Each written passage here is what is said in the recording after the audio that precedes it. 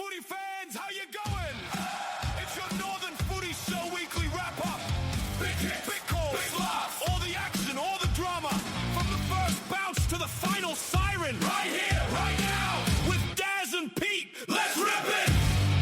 All right, guys, welcome to the Daz and Pete weekly wrap-up with our special guest. We've hit the bottom of the barrel today and we've gone for the great Kevin Brown, who's joined us.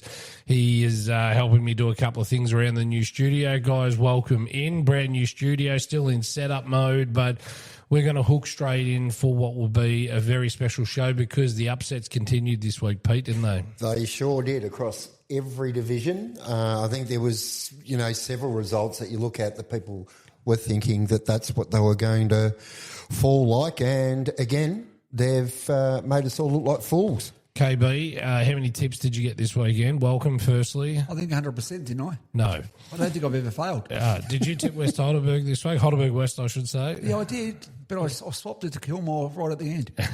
How'd that work? All right, we're going to jump straight in. We've got an hour to power through. Thank you to the 819 people. It must have been all Pete's family that listened last week. 819 people listened to the podcast last week, and we're really grateful, and it's a great way for our sponsors to get their message across and us as well. So let's start away and straight away. Let's jump into Division 1. So the Melbourne Greyhounds Division 1 and our Division 1 is proudly brought to you by Signature Sports. The great man Benny, who had an amazing show at St Mary's last weekend, was fantastic. But we're going to get Benny on the show next week. We've got no internet in here to do it this week, but we will get him on next week. Let's jump in. Banyule hosted Heidelberg at home, and it is probably the scariest thing in football at the moment, having Heidelberg home or away. But Heidelberg got the chocolates 16-22-118 to Banyule 9-8-62 at Beverley Road. Pretty much expected, I think, Pete, there. You can read nothing out of Banyule out of that game because Heidelberg just seem to be that far in front right now. Yeah, absolutely. I think, as we said last week, this one always gets both teams up. Battle of Beverley Road there. Some real respect between the two clubs. But, yeah, look, Heidelberg, too good again. You have a look at that, 38 shots at goal. Banyule have had, 17 shots at goal. So the margin could have potentially been a little bit bigger. Good to see Geordie Smith in there with 3 again, and Lockie Wilson back after a week off, straight in the best. And no surprise, Sammy Gilmore popped up for BOG as well. Always thereabouts. Is that what you expected, KB? Was that the margin? I would have expected that from the start, but you look at Banyule's second half and they nearly outscored Heidelberg. So if you had to take anything out of it, you'd say they didn't give up. So the second half, they're basically 50 points each. And Tyrone Mangos, he's a 17-year-old. He was one of their better players. So they've picked up a few positives out of that game. Look, I think it's about where you'd expect to be with Heidelberg at the moment. They're the toughest club to play maybe in Victoria at the moment, if not Australia. So it's a toughie. I do have a little special coming later this week with an ex-coach who is going to tell me how to beat Heidelberg, in his opinion, how you would break them down. KB's looking at me going, it's not me and you haven't told me about this, Daz, but I have a secret coach, past coach, that said how he would break them down. So, did you want to be good? Yeah, he'd want to be good. He did run a few things past me last night and I was like, wow, do you want to do a show with that? He says, as long as I'm anonymous in the show. So we've got to work out some sort of filter here because his voice would give it away. Very possibility he might coach again. Okay, so let's move to the next game. Eltham took on Montmorency at Panther Place, and this was probably one of the upsets of the round for me, but you have to take Eltham a little bit more seriously moving forward. Eltham 13-14-92 defeated Montmorency 10-11-71. For me, that was probably the shock of the round, but the positive is, and everyone knows I'm a Tim Bongetti fan, that means Eltham's the real deal, Pete. Absolutely. I think for them it's a great win to continue that, feeding of their growing confidence. That development is well underway at Eltham, and it puts their hand up in the air, no doubt, for finals contention later on in the year. So I think fantastic result from them. With Mont, where does it leave them? We're all waiting for that list to click and they really need to get moving. They'll have an opportunity next week against West Preston away, but they really need to get their season underway. KB, how do you see it? Well, you look at the stars like Lancini and Holmes, you're probably expecting to get 60 or 70 touches. They're not even the best players, so Monty actually need a lot more out of them. I spoke to a certain person today, and I think it was Friday, 4 people pulled out, which I think McIntosh as well. So there was 4 replacements on Friday, which always makes it very difficult to play with. But all credit due to, we'll say, Eltham. That's their second win, isn't it? Yep, it's their second win. They've only lost to Greensborough on Good Friday, which was a fantastic contest for 3 quarters in Eltham. that one. Yeah, they were right up to it in their eyeballs. Again, Zane Andretti kicks 2 for Eltham on the weekend. Jason McCormick was their leading goal kicker. Evans had 2 and Seb Malloy had 2. So pretty consistent goal kicking, and the contributors seem to be really consistent there. But for Montmorency, the bonus is Matty Clark kick 4, Corey Sleep kick 2. As you say, if had the hiccups. If they've got a few out, well, they've got a few out. But the truth is, they now sit, pretty much second last on the ladder. And I'm just bringing the ladder up. Stay with me. But second last with 2 points. Yeah, 2 points, which they got with Diamond Creek, they're probably lucky to get the 2 points on that one. So, but in saying that, they're only 2 games off second. That's 100%. It's early in the season. Because there's been a lot of upsets. Yep, there has been a lot of upsets, but they've got a battle next week against West Preston at West Preston, and West Preston at home are about a 4-5 goal better side. If they drop that, they could be on the bottom of the ladder next week. The expectation is they won't, but footy's playing some funny games with us this year. There's no doubt about that. Let's move to the next one. The text machine's going off, even though that's a fake call, but everyone wants to know what's going on with Eddie at Ivanhoe. But we'll come to that. We'll get to Division 3 KB. That's why we do it last. But North Heidelberg took on West Preston at home for the very last game at Shelley Park with those club rooms there, and they got the Chocolates 15-10-100 to West Preston 7-13, 55, 25 scoring shots to 20. You could argue some inaccurate kicking there might have made that look a little bit better for the Doggies. Max Yolen kicked 3, Angus McClellan again with 2, Jamie Shade 2, and for West Preston 2 to Giacomo Thomas. And Diarra kicked 1. They had a lot of 1-goal kickers, Dreyer, Danny, etc.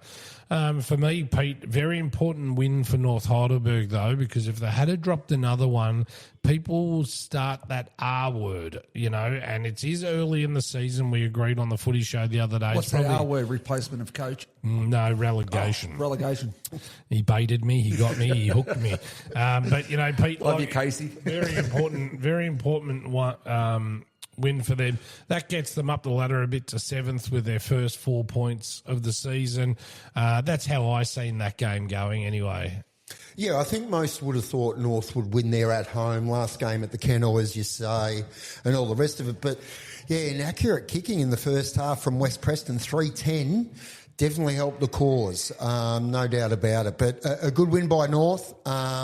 West Preston now sitting 0-3.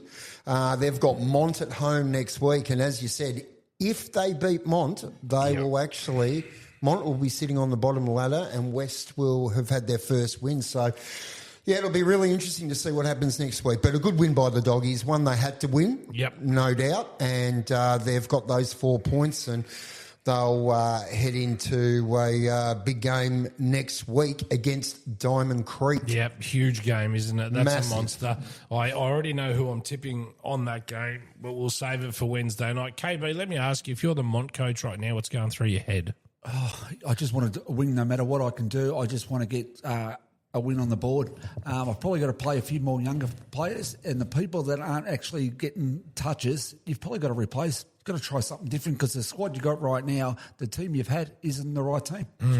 I think you're right. It's Nick Rutley's a great coach, make no mistake about that. I feel like, Pete, at the moment, every single week we're saying, let's give it a couple of more rounds. I'm not in a rush for the season to pass us by, but I wish I had a crystal ball, guys, for round 6, because this season is definitely not going to go the way everyone thinks it's going to go. There's going to be some brand new babies that have risen up the ladder this year, isn't there, Pete? Yeah, look, I think we've seen that across all the divisions. At the start of the year, we really thought that Division 2 was going to be the tightest, I suppose, but I think with some of the results we've seen early in First Division, Second Division and Third Division, we're going to be talking about so-called upsets for weeks to come. So, agree. Yeah, and, to KB's point with Mont as well, we know they've got a great list on paper. It's just got to click. It's got to gel. But as you said, KB, what are they? A game off second because it's been that even. 1.5 games. Yeah, so they get on a roll, they get going. To lose 4 players just before the game, that's a lot. And McIntosh didn't play. Yeah, massive. So, yeah, we'll see what happens. But big games next week. So then we go to the last 2 games here. I was at the Greensboro v Hurstbridge game. Funny comment, as I walked in, I wore my Northern Footy Show T-shirt. I was commentating for Local Sports Network, which was great. We had a huge uptake. We had over 800 people tune in to that game on the app, which we were really pumped about. It was JK's first game. He was a little nervous, KB, before the game. I couldn't believe that. He said, how am I going to measure up to the great man, Kevin Brown? Quite easily. And, mate, he was sensational, to be honest. But, Greensboro went down 8-8-56 to Hurstbridge 11-8-74. I reckon Greensboro played 2.5 good quarters, and I think Hurstbridge probably played 3 good quarters. And they both left a quarter, or quarter and a half in the balance. But for Hurstbridge, a very important win. They had a couple of boys come in from the Quaffle. That was a very smart play by Baz. Taylor Hopkins, he nailed that. But Cameron Wild was nothing short of sensational. I didn't give him best on ground. I gave Tom Simpson best on ground. He was a freak on the day, but they only get him for the one game, I understand. I gave Cameron Wild second best on ground, and we gave, I think it was Blake Fitzgerald third best on ground. No disrespect to ET. So you're pretty close. Yeah, we were pretty close. Ethan Taylor was very good. Does that captain's things. The 1% is really important. And for Hurstbridge, I actually didn't have any of the guys they had in our best there.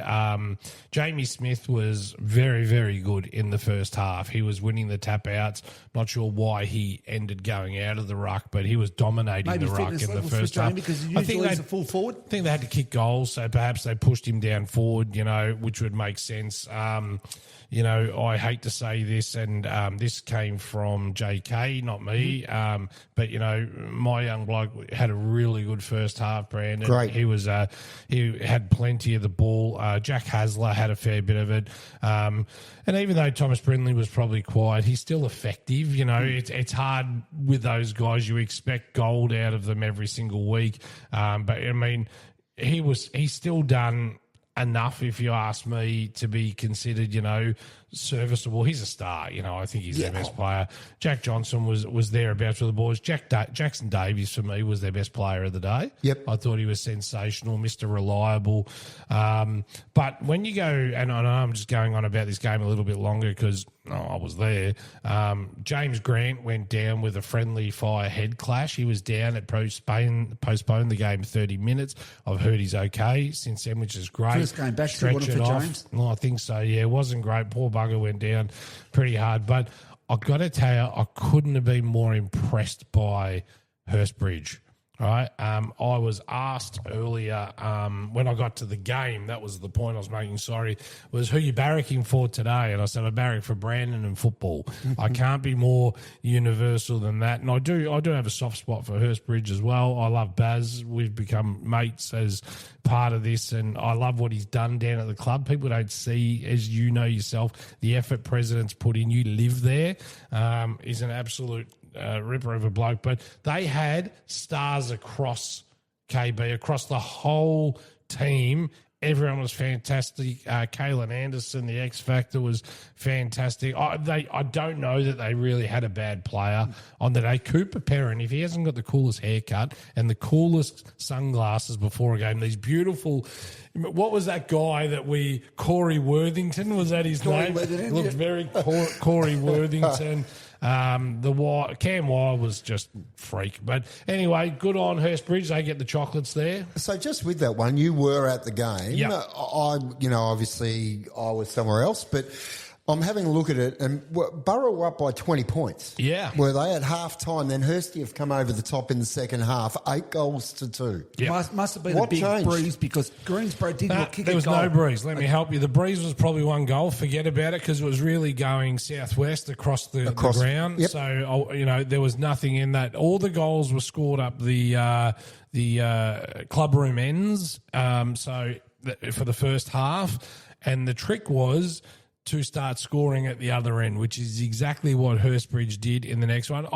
If KB, you would have loved the game. It was reminiscent of a 1980s game, and Hurstbridge expressed their muscle, and they were pushing, Mitchell off fierce, the ball. contested.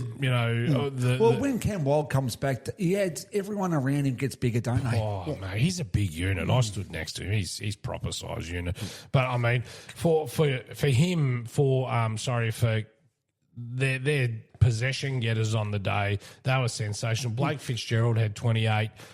Tom Simpson, the guy that came in for the day, he had 25. He ended up with 102 ranking points, but his contested possessions were the second highest on the field. And you can't. And in a contested game like that, Yeah. that gets really, really important, doesn't it? He had on his own 8 inside 50s. Can I throw a spanner in the woodwork here? Don't you upset me? Who's going to kick goals for Greensboro? Because Jack Johnson has gone down there and kicked 3 himself, and we've got Brody Glenn that's kicked 2. So that's, we'll say, 5 goals out of, we'll say, 8. Who can kick, we'll say, constantly goals for Greensboro right now? I reckon that's where they really, really fall down.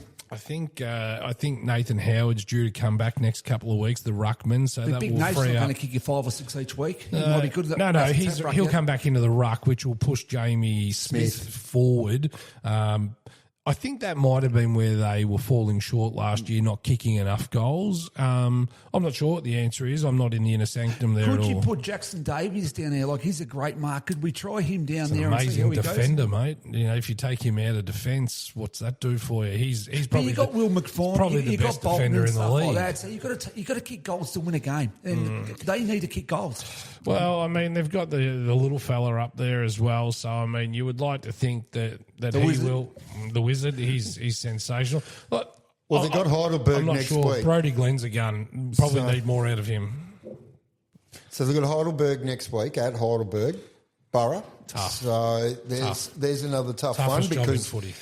as we spoke about last week, that Heidelberg defence is a part of their game that we believe sort of gets missed a little bit because of that midfield and the amount of goals that they scored. And I highly doubt that Heidelberg defence is going to be the first one to give up goals to Borough, Kev. I think the best probably defender in the whole competition. I love this man, Dan O'Dwyer. He can't be beaten. If anyone could get Dan O'Dwyer in their team and Heidelberg got him, what a luxury to have.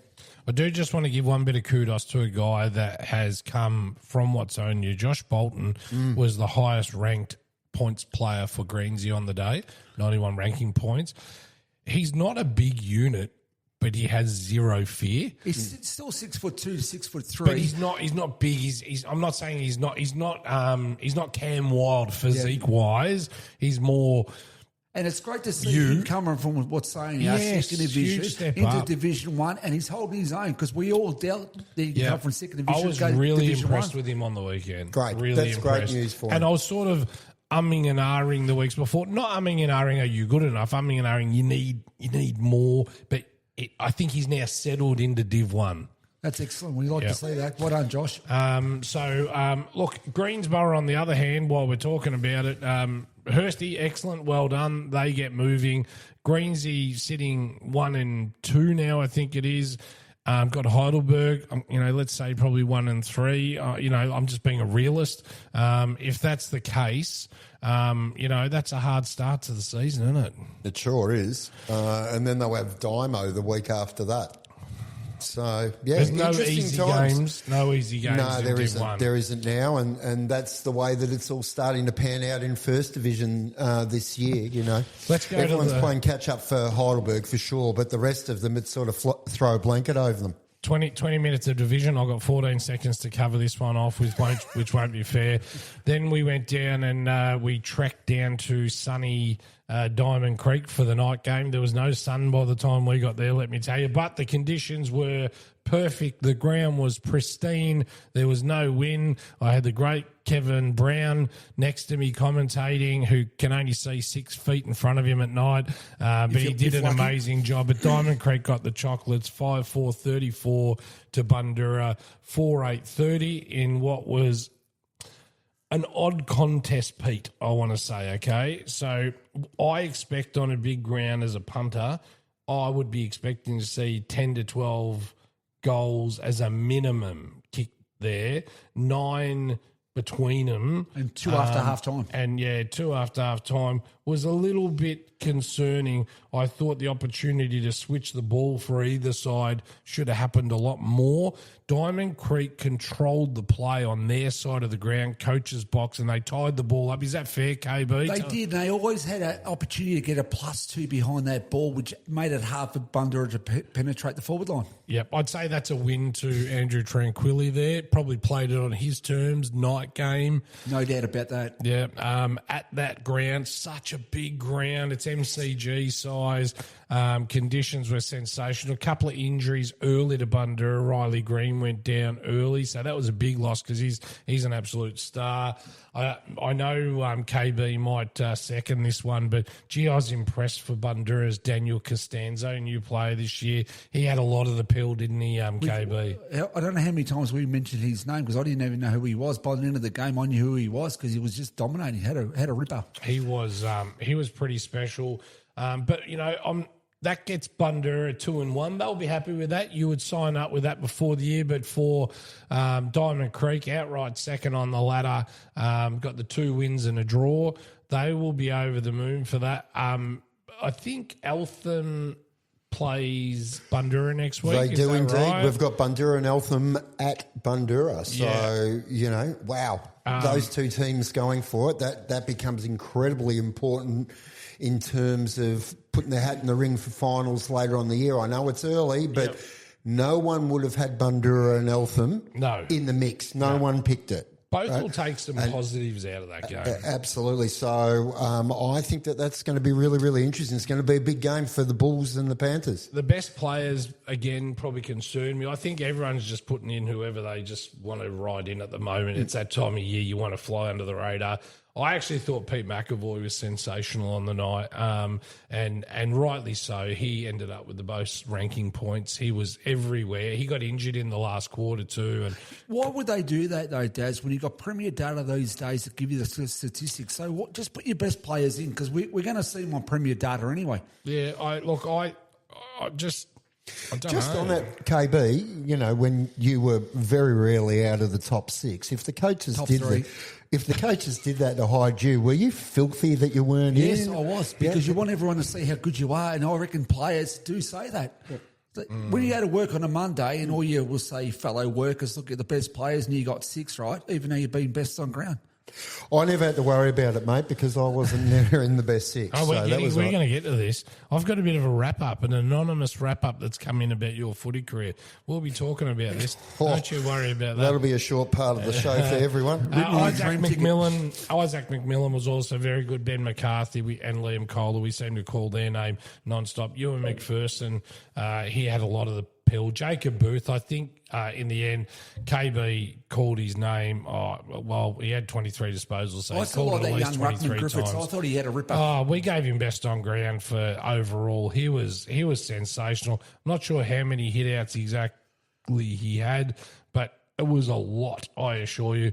Whilst he only ended up with 8 disposals on the game, his tap-out side of it was excellent. Tom Fry, very impressed with him. Knew nothing about him before the game for Bundoora, and O'Neill Moncrief racked up 26 disposals as well. Look, I think for both sides, that's a win in a Bundoora will take some positives out of that. I think had they switched the ball back over to the coach's box side here, they would have got the win. I think they got drawn to the far side, and that's easy to say. But we commentated. KB was having an aneurysm at one side saying, why are they not switching? Why are they not switching? Why are they not switching? And he was spot on, because when they did switch, the ball went inside 50s, just didn't convert when they got inside 50s. The problem I found with Bundoora, sometimes they switch once, they switched twice, and then they stopped and propped rather than go for it. Then they went back the other way. So sometimes they had the go, and they stopped. Yeah. So next week, Dymo versus North Heidelberg. Daz, where are you going with that? Dymo West Heidelberg. North Heidelberg. Yep. At Dymo. Look, I'm. That's a tough one. Flip? No, I'm going to go North Heidelberg. North Heidelberg. I think this is going to peter itself out shortly, and the league, and it will start to even out. I rank North Heidelberg's running game. I know it's over there. I think the wide ground suits North Heidelberg. Yep. Okay. All right. Yeah, I know that's a bit tough. Just FYI, while I've got the numbers in front of me, Diamond Creek won the hit outs 52-33. So that would justify you having what you said, KB, about that. And clearances, Diamond Creek won 45-31. They're key factors in that game. Absolutely. In a close game. Yeah. Very, very good key factors. All right, so that's the end of Division 1. Thanks to Signature Sports. I'm getting better at all this, guys. I'm getting better at this, plugging the sponsors. And let's start Division 2 MC Labour. Let's jump straight in. We're 6 minutes behind, no shock. And we'll do this one thanks to Diamond Valley Auto Care. If you're not servicing your car there, you are seriously going to the wrong place. KB, you can take your little BMX down there. I'm sure Ash Garraway will put a bit of grease on the chain for you, mate, and make it look. You might take off the training wheels. He won't do that. All right, let's jump straight in. Thomastown hosted Fitzroy Stars. He'll get up and about here, KB. Watch this. And they finally got it moving, Fitzroy Stars, with some absolute schmozzle kicking, 14-16, 100. They accounted for Thomastown by 16 points, 13-6, 84. Clearly you were there, KB. You can probably lead the way here. Well, it was a pretty good game, both overall, because we all thought Thomastown at the start of the year were going to be pretty ordinary. They've got a couple of ripper recruits, and I think the bloke, his name's Zane Yamik. He plays on the half-back flank. He's got a booming left foot. I think he was at Greenville last year, so obviously got a quality in the kid. Ruben Williams, he was on an AFL list, I think maybe Brisbane. So they've got a lot of quality players, and they're going to find it very hard for other teams to actually beat them quite comfortably. But overall, Fitzroy Stars were brilliant. You had, we'll say, Penrith, Proctor, Burns, Williamson kicked 5 or whatever. Young JT was pretty good. Thomas Clark from Darwin, he's got the best hands probably in the competition. And then you got Elijah Taylor. So Elijah Taylor, I would move him up the ground every so often, throw him in the centre because he's absolutely a gun player. Very good game overall, but we should have won by more. Our discipline got us a little bit again, probably 8 50-metre penalties and probably 25 free kicks against it. Probably shouldn't have been there. My question before Pete jumps in is, looking at the stats, 16 points isn't good enough, to be honest. And I'll tell you why. You won the ranking points by 300. You won the hit-outs by 3. You won the hit-out clearances by 7. You won the clearances by 5.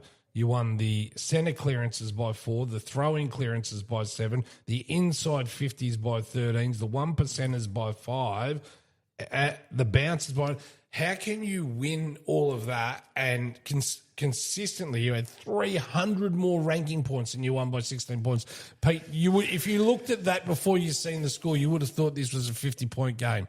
And 30 shots to 19. And 30 shots to 19. Why are you laughing, KB, for your deal? Well, I felt sorry for Eddie Betts. Like the great Eddie Betts played, he gave 4 50-metre penalties, and every time he went for the ball, somehow got a free kick against him. So when people, calm down, you're a bit one-sided. Well, here. you're going back to the statistics, and for the last 3 weeks, say statistics again. Statistics.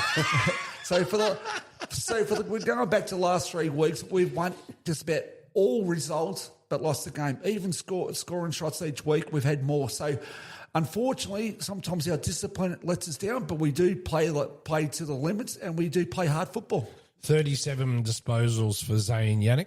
Fantastic, 167 ranking points, similar to what... He did kick out from full back, though, so there's 18 or something. Right.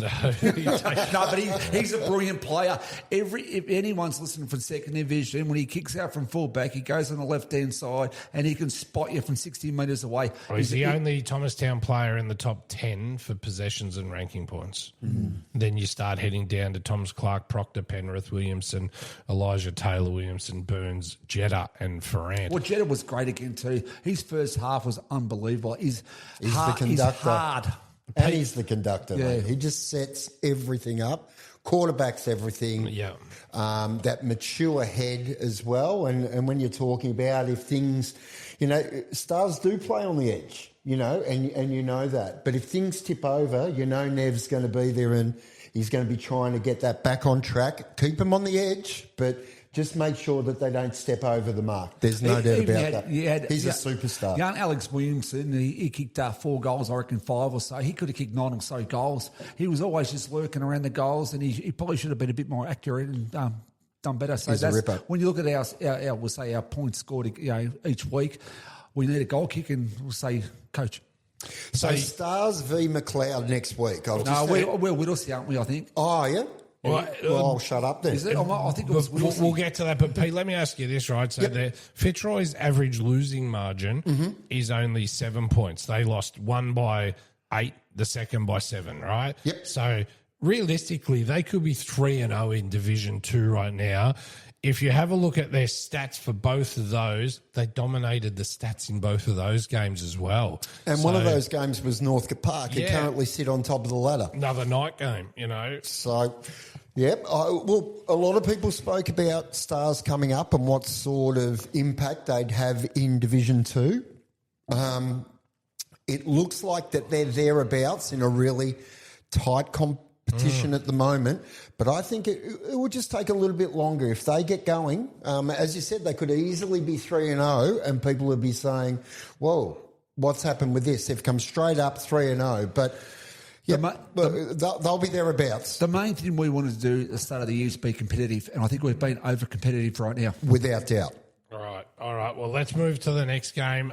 Northcote Park hosted McLeod at Northcote Park, and this was one of the upsets for me. I rate Northcote Park. If you watch the Northern Footy Show on a Wednesday night, I have been on the Northcote Park bandwagon from day dot. I thought they'd probably finish third on the ladder this year. They're probably exceeding my expectations. Ask Joey Ahmed at the moment. He's going, just calm down, boys. We're on the right path. You just settle on down, Daz. But, mate, he's young bloke, Leo, something special. Let me tell you, this was the year I ranked him in my top 10, the only one to put him in the top 10. I think if he gets fair dinkum, he's sensational. But Northcote Park got the chocolates 11-12-78. To McLeod, 9-9-63. McLeod a bit bouncy at the moment, but that's good footy. That just shows good pressure from both sides there. And for Northcote Park, top of the ladder, 3-0. What do you reckon about that one, Pete? Well, having a look at the game and just, how it panned out, it looks like the Parkers got out to an early lead. They were about 20 points up around about half time. McLeod's worked their way back into the game. They've headed them. They've got in front. And then the Parkers have come again and surged to victory, in the last quarter or so. So it's last quarter only. Yeah. And I spoke to Joey, and Leo had kicked 6 points up the 3-quarter time, and he kicked 3 in the last quarter to win the game. So there you go. You straighten up the radar, and it's got them over the line. But, yeah, I agree with you, Daz. I think still, maybe Parkers still haven't quite got the respect of some of these other teams with the way they've started this year. People still would have thought, well, they're going along all right, but potentially McLeod win this one. Yep. They haven't. Parkers have banked another 4 points and they sit on top of the ladder. Important 4 points too. KB, where's it go for Northcote Park here, right? So their next couple of games, just to give you the heads up on here, Northcote Park take on South Morang at South Morang next week. For me, that's the super test. This will give Very you hard. really good gauge of where they're at. And the following week, then they've got Lower Plenty at home. And Lower Plenty's doing a bit better than I expected as well. So I think after round 5, we'll know where they are. I say they might drop the one against South Meering away. It's a 50-50 for me, and they should get the chocolates over Lower Plenty. If they're sitting 4-1 after 5 games, I think they're the absolute real deal. What if they're sitting 5-0? I'll ring Joey and say I tipped them to be 5-0 because no one's got recordings of what I've said previously. But some of the players they've picked up will say, just quickly, O'Brien, very good player. That little McCuddle, where's the helmet, number 25? Yeah. He's an absolute superstar, that kid. He's come from nowhere. He just keeps on collecting the ball. So some of their recruits have been actually very good. And that's on top of the Perry brothers, which have been outstanding for the last few years. Wouldn't you? Oh, ridiculous. Every week, ridiculous. Just absolute jets. I can't give you their stats because the stats aren't up yet on Prem Data. But for McLeod, I think it's okay. I'm not worried about McLeod. I still think they're a top couple side. That was a hard fought out game away at Northcote Park, big wide open ground again. So that's okay. It's a pass mark for both sides. Let's move. Probably got to go back to, we'll say, Patrick Vannon, is he? Yeah. He's from Banyule. He's a full-back. He's a rugged kind of character. He's a bit of a pest, I reckon, to all full forwards coming up. So he's had a ripper against, obviously, Darcy Barton, which only kicked 2. He was fantastic in the practice match against Ivanhoe. Actually, we watched that game, and he was sensational. I was sitting next to Joey and asking him who this guy was. And he did a fantastic job that day out of fullback, big-bodied, and clearly done a great job. And he loves to give the band. And when we played him, one of our supporters had given him a hard time. He goes, what have you been? You need to go to Jenny Craig or something like that to one of our supporters. So he's got the banner happening. Great. Oh, God, we get shot. All right, let's move forward to the next game on that note. We don't condone fat shaming. No. Well, he calls me fat every week. I just knew it was a classic. Whittlesea hosted Old Paradians, and this was a real test for the OPs to see where they were at. Whittlesea coming off a hiding the week before needed to make good, and Gary Ramsey very rarely loses to, and Whittlesea went 15-11-101 to Old Paradians 5-13-43. That inaccurate kicking again might be costing them. Look, Whittlesea, that's expected to get that win, but I actually thought it was probably a 20-point game, Pete, so a little bit shocked by that one. Yeah, look, the margin's blown out a little bit there, but I don't want to take too much away from Whittlesea. They were badly beaten the week before. They've bounced back against a team that's recruited really well in the off-season, that had been building some momentum and all the rest of it. So no doubt they were up for this one. Again, Bailey Robinson, best on ground. I think that's 2 out of 3 games for him. Absolute beast. Don't know how he got best on when he had 16 disposals, 109 ranking points. Mitch Andrews, 35 disposals. 35 disposals. What about Falls? What's that? Thomas Falls. How was his stats? Thomas Falls had 22 touches and 85 ranking points. Because I spoke to an OP today, and the actual OP said they're on balls absolutely destroyed OPs. And he actually named, we'll say, Bland, Falls, Robertson, Andrews, and all those people do plenty of kicks. Look, it's hard because, just because you've had disposals doesn't mean... What impact did you have on the game? Yeah, that's right. How effective were they? But 35 and 150 points. What about Caden Allen? Pretty well with it. Young fella from the 19s last year. He's kicked 6. Let's just scroll down and find him, mate. I think he wears a high number 77, or he's one of those high numbers. He had 11 touches, but 83 ranking points. So, he's done pretty well. 6 goals. Pretty good. So, yeah, I get the feeling that BT and the Raiders will be a little bit disappointed just in the margin in the end out of that one. They'll learn from it, because if you reverse that 5-13 to 13-5, we're only talking about an 18-point game. Yeah. Look, I wasn't at the game and I haven't had a chance to actually have a look at it, but... Yeah, they would have been really looking forward to test themselves against last year's preliminary finalists, and they've just come up a bit short in this one. But, they'll get to work again and push again for this week, no doubt. Especially with Lee McVeigh, I reckon they're pretty much full strength.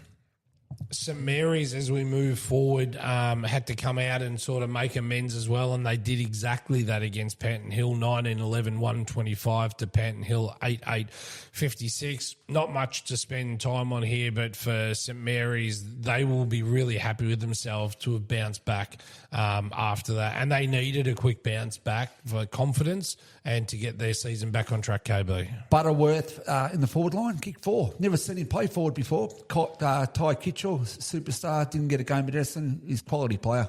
Yeah, he is a very good player, Butterworth. I think he can play anywhere. He's one of those guys that, you know, can just pretty much, you put him around and he'll be there. Ty Kitchell was best on ground when it comes to stats anyway. 31 disposals, 178 ranking points. So that tells me he used the ball very, very well. Only kicked the 1 goal. Oliver Parks was sensational with 28 disposals as well. Those Parks boys are just so important. 165 ranking points. Yeah, well, Sammy was named best on, wasn't he? Yep. Think so. So Sam had 27 and 103 points. Benny Young 23. So there was quite a few guys with high possessions in that game, which is good. Harry Butterworth had the 13 KB, but kicked 4 goals, and you know 4 goals are worth their weight in gold, aren't they? So for Panton Hill, a little bit of soul searching there, but you know they were honest and said they're up for a year of getting it right. They're not expecting too much this year. Hanging on will be the key in that division, and they should be able to do that. Let's press forward. We're going to get back on track here because there's a lot of questions for Mr. Rawley tonight, let me tell you. Lower Plenty hosted South Morang. What a seesawing event. 13-18 more scoring shots to Lower Plenty, 96. Went down by 2 points to South Morang, 14-14, 98 at Lower Plenty. Pete, 13-18, they're the games you look back at and, you know, you have a look at the Worm. They were in that game all day long. There was 2-8 in the last quarter. They've had 10 shots at it. And rumour is, I think it's Jed Wallace, 20 metres out, siren blows after the game and missed. That would have gone with the victory. Unlucky. Mate, Lower Plenty are a pretty good team. They've got so many great players. Like we all picked them down 8th or so for the ladder, but they're going to again put pressure on a lot of teams up above them because they've got about 6 or 8 blokes that are about 6'3" and above that can move. Yeah, pick a top 5 now in Division 2. I just can't. Right. You know, from what we thought at the start of the year, we thought it was going to be tight. We thought it was going to be tough. But after the first few rounds, we're sitting here scratching our head and we're none the wiser because it's actually closer than what we thought. Yeah, 100%. How's this from a pressure point, though, Pete, right? So pressure acts, overall pressure, Lower Plenty won by 13 more overall pressure acts. They won on-ball pressure acts. They won chases. They won smothers. They won spoils. They won tackles. They won tackle efficiency. They drew on forward 50 tackles, and they won midfield tackles by 6. When you start to look at those things, you think, wow, like, you know, they had a really good game. They won midfield turnovers. They won inside 50s by plus 22. Right, these are numbers that you're going to have to. You know, they outranked South Morang 1,643 ranking points to 16-18, and the hitouts 65-33, and they lost the game. Well, that's Seth Hill. Oh, have you seen Seth Hill play? He's got to be like 17 foot. That's how big he is. Superstar, that young fella. Yeah. Well, you mean no Lansfield. Yeah. Josh Lansfield didn't play? I'm not sure what happened there. Might have been a laid out. Not 100% sure. But, you know, for all the credit to South Morang, winning away 4 points are worth their weight in gold. They're the real deal again. They want to go straight back up. And Lower Plenty, though, whilst they'll be a little bit disappointed in it, you know, Lower Plenty aren't going to be an easy beat side. They're not going to be in the bottom couple. If I was making one change to my final 5, I'd say Lower Plenty sneak in. Well, Lower at home next weekend against St Mary's. So that will be massive game. Cracker. And South Morang at home against the Parkers. Yep.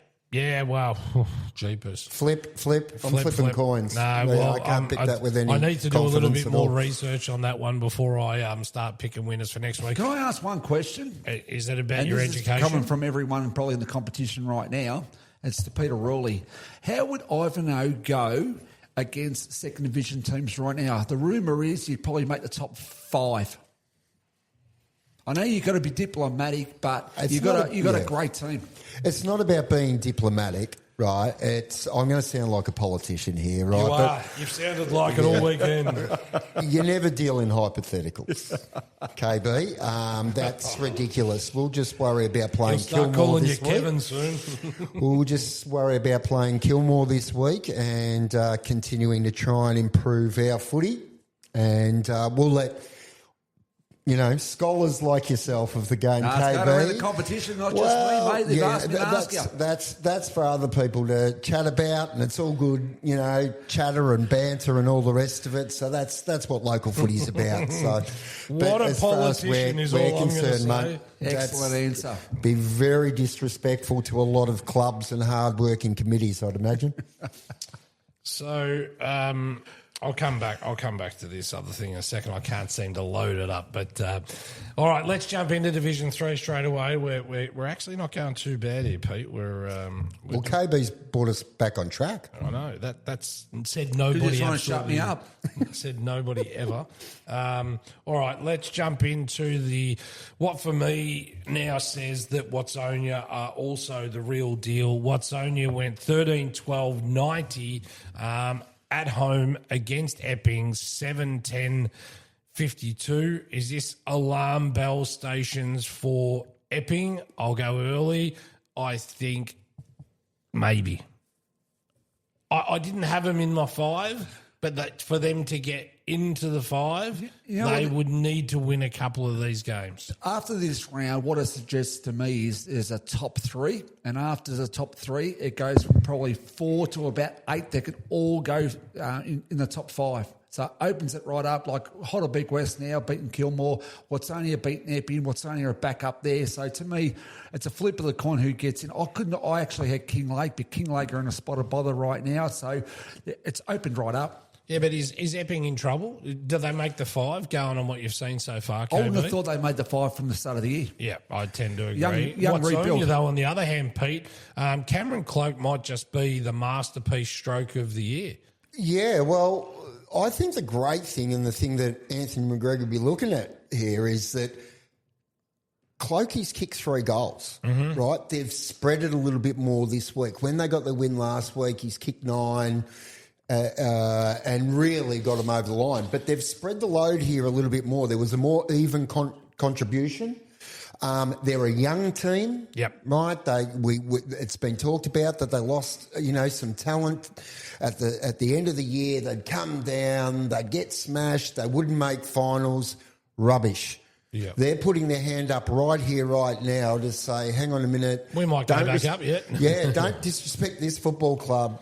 And we're building at the moment. They're only going to get better as these players play more and more together throughout the course of the year and get to know each other more, and the young guys get more confidence. So well done to the Saints in where they are right now. And I think that's an outstanding result for them on the weekend. Daniel Ranklin kicked another 3 as well, who's KB's little... Probably need more than 3 out of Daniel. Probably he's got to kick 5 to 7 goals for them to even win games.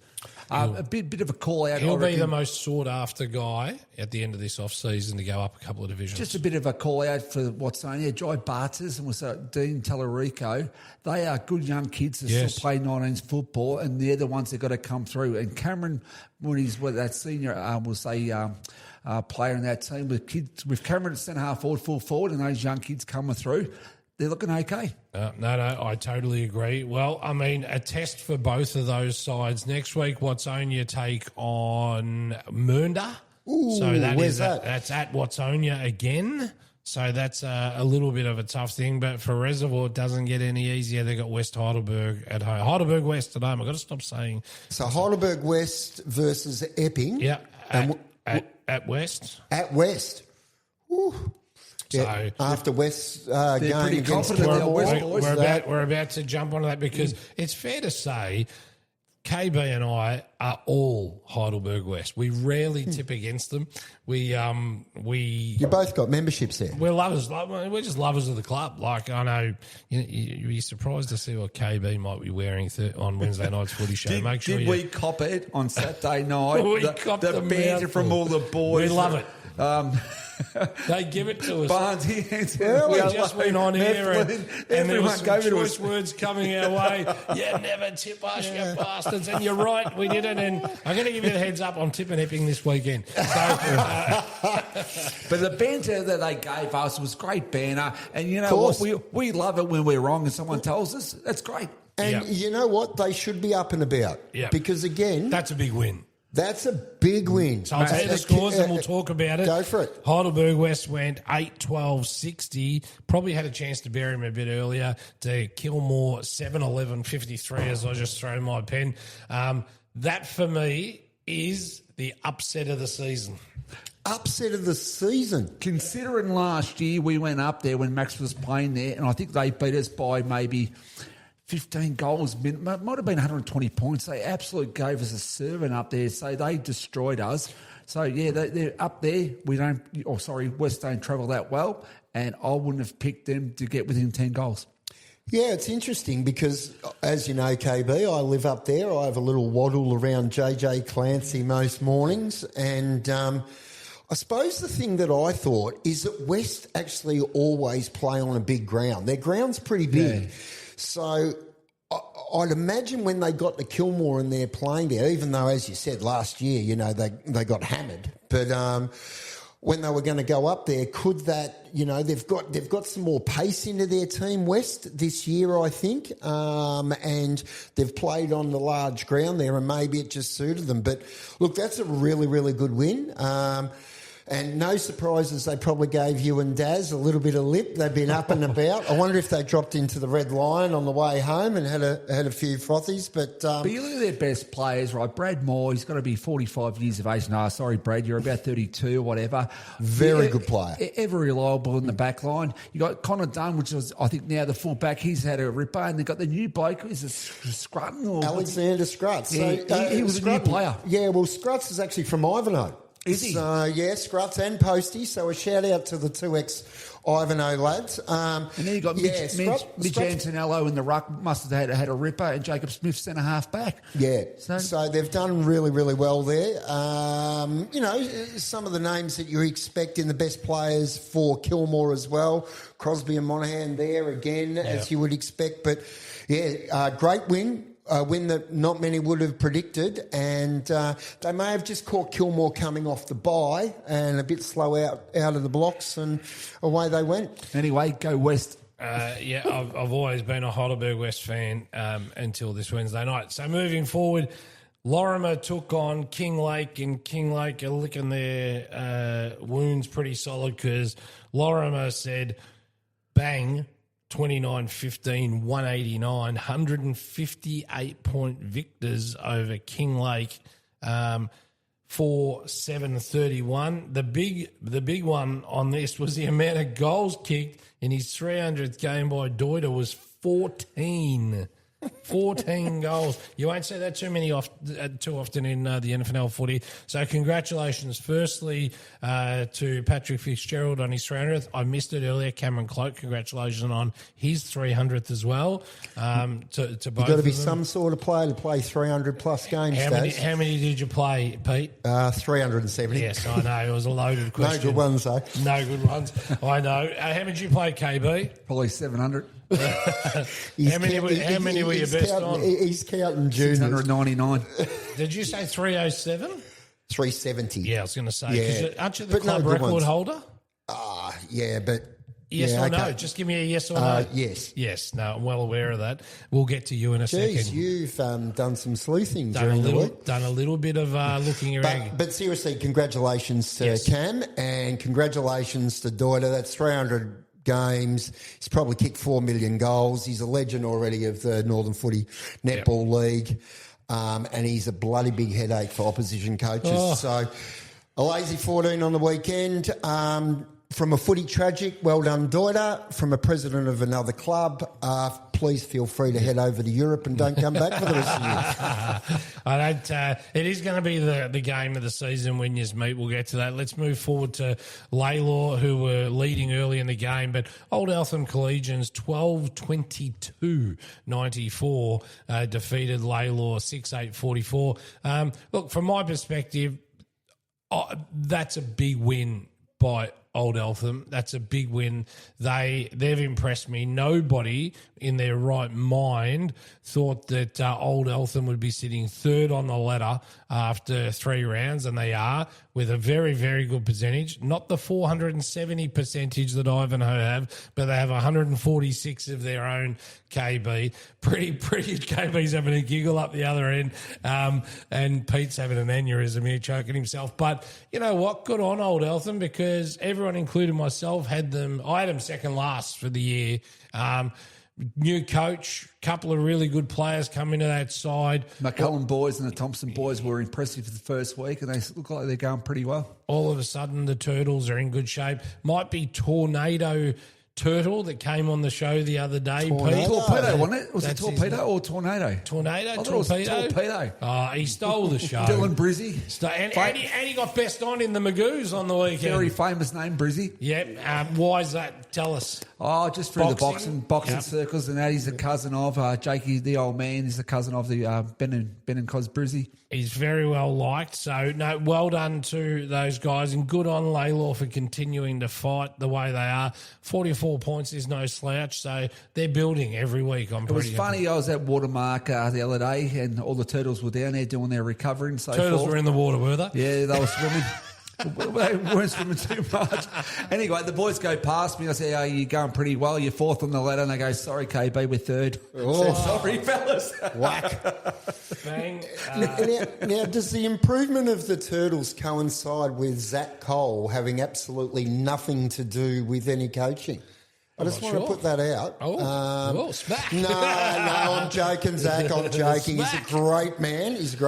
And I'm really happy for him and several others that have, not just this year, but over the years have been working really hard at the Dome, and they've started off the season really well with some wins. So well done to them down there. We all thought they're going to struggle real bad, and what they've done so far, they've won games, which no one would have thought of them to probably win 2 games for the year, and they've already done it. So it's a sensational new team, new outfit, and they're going well. New coach, and yep, fantastic brought his boys effort. across. Yep. All right, so let's move on to the talk of the town. We've got 4 minutes left to cover this. I don't care if it takes 10. I've got to go. But I just want to go over a couple of things here, KB. This is a sensational game. Have I got your full attention? Before we get to the game, Stitch up. 40 years Mr. Ruley has been involved at Ivanhoe, so he's not the Eddie that I perhaps... I thought it would have been half his life. No, mate, yeah. He's 85. He's not far from it. So 40 years he's been involved. From 85. He was captain of the seniors. He is struggled that year. He has reserves coach. They finished bottom. Life member of a club. Committee member, vice president, president, Hall of Famer, holds the club records at 370 games in brackets. He'll say no good ones. Plus, there's some other information. We're just going to hold off for the weeks to come through the Daz and Pete wrap up. Special guest KB.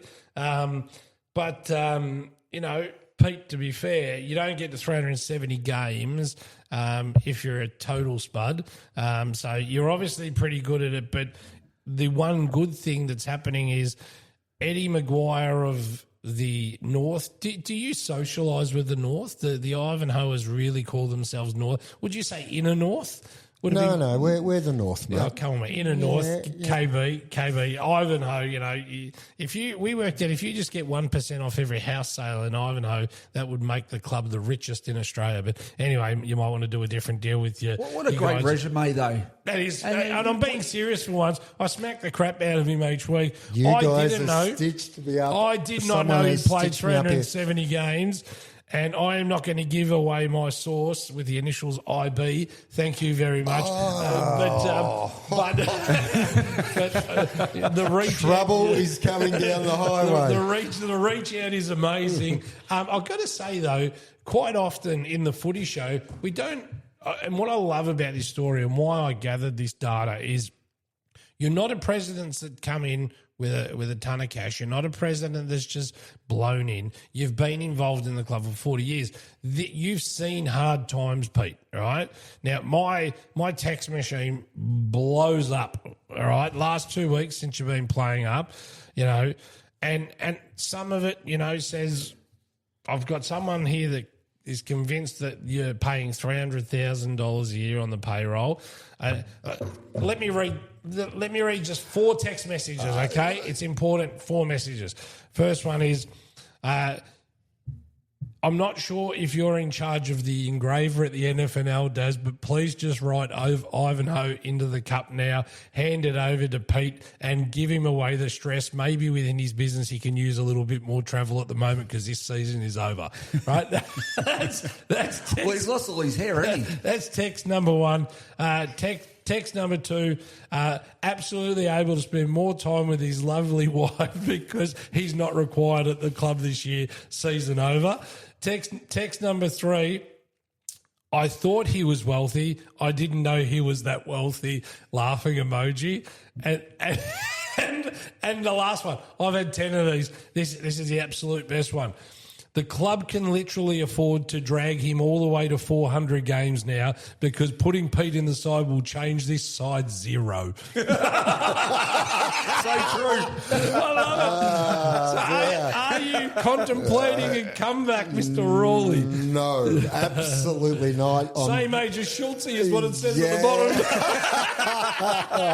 But in all seriousness, let's talk about the result as I put my glasses back on. Thanks very much for the stitch up. I appreciate it. And you are a star of football, so no, it's important that not. people understand what you've done to get to here. But 23-16, 154, they accounted for a very good reservoir outfit with Trent Cotchin, who did get injured early, which is Greenwood. sad, and Greenwood and Dyson, you name it, they've got all the stars there. Tad, who's ripping it apart, we'll get to him. 6-8-44, 110-point winners against the side I think we'll finish 3rd or 4th come finals. 3rd or 4th. You're kidding, aren't you? Am I stuttering? 3rd. 3rd or 4th. I still think 4th onwards, please. I think they've got a very, very good list. But, you know, let's talk about your goal kickers at the moment. And I know it's a 1-hour show, so give me 35 minutes. Charlie Robinson smacked on 4. Steed kicked on 4. Della Rocca 3. Lachlan Turner 3. Drapic 2. Moran 2. Then we've got a trillion ones, and we'll go through them. Blackmore more. I'm not stuttering. 1. Federico 1. Goodison 1. Possa 1. Schultz 1. Stopped off at the pie shop and on the way as well there. You got goal kickers coming from everywhere, and no disrespect over to the other boys. Aaron Edwards with another 2, Grabowski kicked 1, Mamone kicked 1, Scanlon kicked 1, Taylor kicked 1. Honestly, Tad again, best on ground. I think that's Was every week. sensational, I heard he was very good. I haven't watched Best the on game ground back for yet. Reservoir or best on Reservoir. ground? Yeah, it was really, really good. You know, Gee, tough, you jumped in quick there, Pete. You jumped in a little bit tough, too very quick there. well. I know you rate him. I know you rate him. For the first time, I got to have a quick chat with him after the game. He's a terrific fella. He's really enjoying his time at Reservoir. And the start to his season, you know, he hasn't been out of the best yet, and you can see why. The way he played the other day, he was fantastic. So a really great game from Taddy, and was best on for them, and won the 4-pack of Breenies after the game Great. that we had in the aftermatch. Just a quick one. Does Ottens qualify or play? You have to play 4 games to qualify. Isn't it 5? I thought it was 5, but someone told me 4 was you last week, Pete. Yeah, thought it I was could be 4. wrong. I don't know. I'll 5. leave that to the GM of footy. And he's currently coaching at De La Salle in the under-19s. But, yeah, we'll see what happens throughout the course So of the you year can't if give us he's an available. update. Will Ottens play at all? Can't give you an update. Now, I'm going to go back He's to... become quite political, hasn't he? I'm going to get a bit After of... the stitch up 2 weeks in a row, you waited until I come in with a baseball bat. You won by 20 goals, basically, and I look at your best players, Doyle, centre-half back, Nulla Ripper. Yeah, fantastic. You know, He's one of my favourites, as you know. Yeah. Look, Michael, the whole back 6 at the moment coming together. There's a few new players in there from last year, and they've been incredibly good defending first and then bouncing rebound off Turn that. defence into attack. Yeah. So been really good. And look, we played our first 2 games on Ivanhoe, which is a small game. So if you get that going really quickly, you can find yourself deep in your forward line, really, really quickly. But no, look, obviously we were really good on the weekend. I thought our skills were a little bit sharper and our connection was a little bit better than the week before. But the big thing for me, and I mentioned this to Daz off air, was really encouraging signs with several of the guys who have missed a lot of footy over the years. So Paddy Della Rocca, it was only his 2nd game for points in 3 years. He had a snapped Achilles. Daniel Horsfeld, his 2nd game in 2 years. You've got Lockie Turner. It's his 2nd game since the grand final in 22. So you are making me laugh, and I am laughing. You know why? Because you're only going to get better. Well, I'm just really wrapped for those guys. I'm just wrapped for those guys. Look, What he's saying here, KB, is, hey, everybody else, take notice. I haven't even put my best side on the park yet. Yes, we're sitting on a percentage of... We're getting time with the players just to get them ready. A percentage of 470 after 2 games have had the bye. Who you got next week? We've got Kilmore.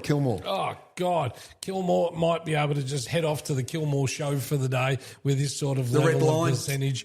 No, I'm is sure. everyone just playing for 2nd or 3rd here? You've got 2 very good sides. Is the gap too big? I want to finish on a very important question, okay? Hear me out. Firstly, well done. Heidelberg cop this every week, and we do have Heidelberg on the show for their 150th anniversary on the Northern Footy Show Wednesday night. Didn't I say at the start of the year, Heidelberg were paying $1.05, and I said Ivanhoe were paying $1.04. $1.04 might be a bit too much. They've come into... Well, I tried to bet on them today on Sportsbet. Sportsbet, please suspended, wasn't it? Please, suspended. Thought that. I typed in Ivanhoe and it said no, Darren. I did not think that after last week it could get any worse, and then you've double teamed me with Brownie today. We love Ivanhoe. Yeah, look, as I said, everyone externally can say whatever they want to say. Let me ask a serious question. Have some fun with it. Serious question. KB's having it in tears over there. Serious question, and hopefully the audio is good today. This is our first time in there. We've got a few boards to put up, which will deaden a bit more sound, so work with us. What do you think about 2 up, 2 down for Division 3? What's everyone's opinion? And let me tell you why, all right? Let's just say that this season is a foregone conclusion in Division 3, and I personally believe it's the hardest division to get out of. If you don't get out quick enough, you'll lose the good players because they will get noticed by Div 2, Div 1 sides and get poached, okay? So it's a circular economy. You have the lowest budget. The lowest cap. What's both of your opinions on 2 up, 2 down? Because honestly, I think Lorimer and Ivanhoe would compete well with the bottom half of Division 2 rather than have to spend a fortune to get out. 2 up, 2 down. Tell me your opinion. I'm going to give you another, view of this. 2nd Division right now, who are the 2 are going to go up to be competitive? Who are the 2 that will go up? So we'll say right now, top of the ladder would be Northcote Park and the second would be... Whittlesea. So if they both went up, how are they going to go? McLeod.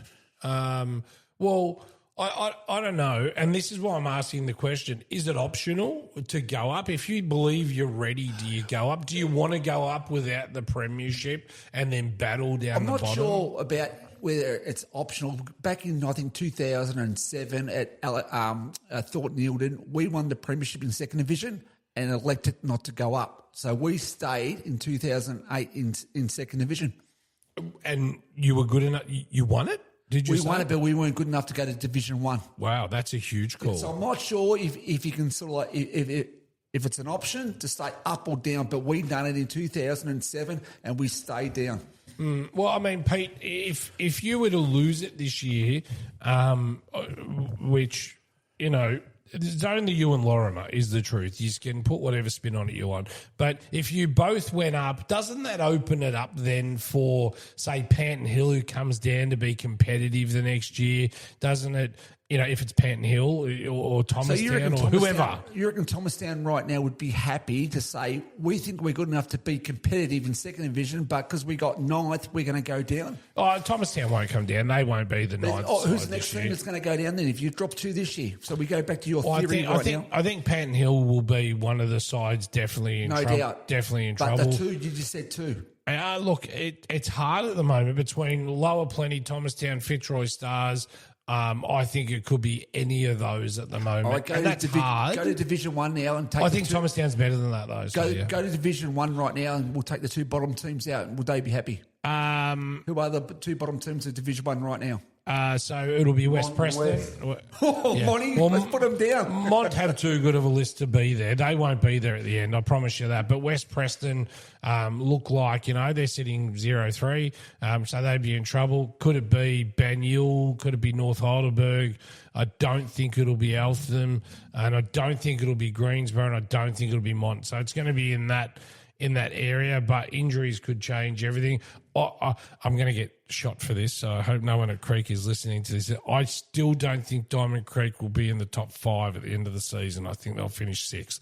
I think this will peter out. But 2 up, 2 down. Just on that, maybe just for Division 1. Division 3. Don't know. No. Well, we came from a 2 up, 2 down scenario, right? So we're in the Ammos for years and years. It was 2 up, 2 down. So as you expect, there's probably pros and cons to both. I played in 4 losing senior grand finals, and I can tell you what, it wasn't great to go up the next year. Promoted to come second. Promoted when you got second. Now, that's a purely selfish point of view. Yeah. And it was within the amateur framework, which is I see a little bit differently to semi-professional competitions because you get a change in cap. And even within the last 3 years, our first 2 years of trying to talk to guys and say, will you come to Ivanhoe and play in 3rd division? I had a lot of people saying to us, well, if you get to 2nd division, we'll come. So depending on where you want to be and how you can build your list and all that sort of thing, if you said to me, we were fortunate enough to play in a grand final this year and we lost it and would we want to go up? Well, you get an extra 20,000 in the cap, and I've got a host of guys who are saying they'll come to the club and improve our list.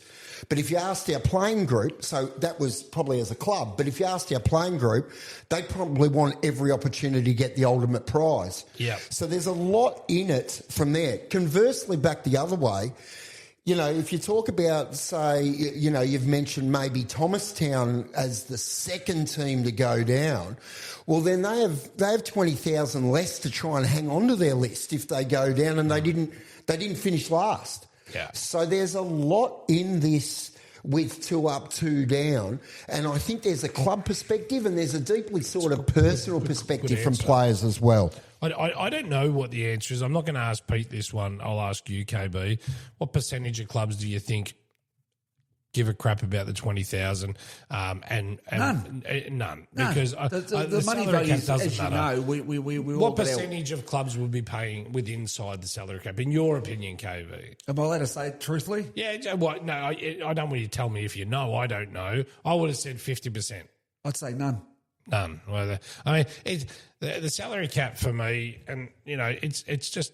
It's a bit pointless. It's a guide. That's all it is. No one's in it. And, we won't ask Pete because that's not fair to ask. But 2 up, 2 down, not sure how it looks. I think I'd like to see what a real Division 3 look like with you and Lorimer out of it. I think it'd be super close. I think Division 2 is the primo comp this year, and Division 1 minus Heidelberg is the primo comp this year. No disrespect to any of the other sides. Heidelberg have earned every right. You've earned every right. Lorimer's earned every right to do what you're doing. But if we're really after an even competition, 2 up, 2 down out of Division 3 might be all right. So you reckon we'll say going to 2nd division right now, we put 2 teams up, they're going to be competitive, and they've got the finances and we'll say the administration to be competitive in Division 1? Ivanhoe and Lorimer, fine, perfect, no dramas. No, I'm talking about 2nd division going to Division 1. Well, who are we talking about? McLeod. I reckon no team wants to go McLeod, up this year. Whittlesea. We're talking South Marine would be happy to go back up to Division 1. Parkers, they're on top at the moment. Parkers, yep. They'd be ready for the challenge. Is the ultimate goal, Pete, as a president, to go as high as you can go? Of course it is. So- From a club perspective, what you want to do is try and play at the highest level you can, and especially if you're trying to encourage really good juniors.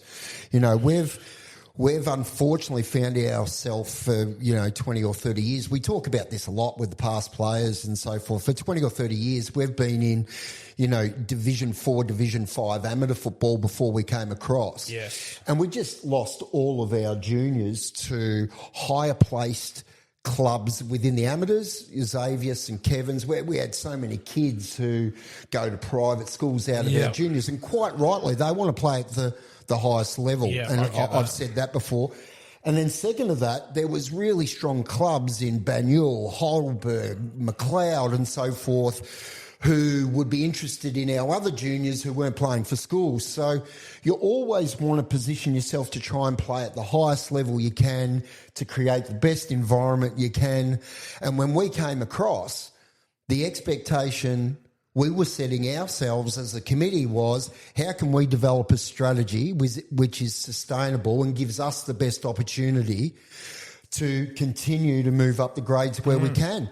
Hats off to someone like Banyule, right, who are an arch rival of ours in the Amos, right? They went from third division to first division, 8 seasons or finals it was in very first quick. division in 8 seasons. So that's outstanding. I think it's outstanding. Is that the path you're on? I hope so. Yeah. But we've got another 25 clubs that all want to do the same, that are in second and third division, that all want to get to first division as well. So, all those committees are going to be trying as hard as they can. All of those players are going to be trying as hard as they can. So we don't take any of that for granted, but do we have a strategy? Yes. Do we have an expectation that that's where we want to go and that's our plan? Well, I think we're the same as everybody else, and it absolutely would be. Is it fair to the clubs that don't have the money to compete with an Ivanhoe this year who want to get out of Division 3 as well? Not just money, access to players that you've managed to get this year. Your team is formidable. We've got a great team, and we're really thankful that a lot of our juniors have started to return to our club. Over the 3 teams, we've got over 60 juniors play across our 2 men's and our women's now. That's great. Now, if we went back when we were playing in 2023 in the Amos, we probably had about 15. Right, so that's changed, and that's something that we've targeted, and that's something that we're after without this becoming the Ivanhoe show. But but you are the talk, so we're gonna talk. And let me just say, access to players, I'll agree with you 100%. When people talk about money and our football club, come and have a chat to me, because that's bollocks. All right. Is it 350? We're not actually. We live in a very, very wealthy area, and if you have a look at our books and what we did last year, income in and income out, we are nowhere near one of the wealthiest clubs in the competition, because we have to build from being an amateur club into a semi-professional club, and we've got plans to do that. But right here, right now, rubbish. Yeah. No. Well, I mean, I think a lot of clubs are creative because you just got to be to compete. I'm not suggesting you are. I'm just suggesting the world has to be creative. I don't think the system itself works in the current format. I love the point system, though. I think it works. If you're good enough to get your juniors back, so be it. I had a conversation with another person today about should your points be more if they come from a non-NFNL junior club. We'll save that one for maybe next week. Yarra coming into Northern or wherever. That's another one thing. I want to finish the show with a joke that I've been going to get across for the last couple of weeks. Can I tell you my dad joke of the week? This is how we're going to close the show. A lady is she's pregnant at about 3 months. Anyway, some bad shit happens and she falls into a coma. Anyway, she wakes up a year later And she says, "Oh my God, I'm awake." And I said, "Look, you've been in a coma for 6-7 months. It's, you know." She says, "Oh God," she goes, "I was pregnant. What's happened to the kids? It's all good. You had twins." And she goes, "Oh, thank God for that." She goes, well, do I get to name them?" And she goes, no, your brother named them for you." And she goes, "Oh, my brother's a fucking idiot, right? He's an absolute lunatic. What do you mean?" Oh, tell me what he called the first one." "Oh, the first one was a girl and he called her Denise." And she goes, "Oh, I actually like Denise. Oh, that's actually all right. Maybe he's improved." She goes, What did he call the second one?" She said, "Oh, the second one's a boy." And she called him Denephew.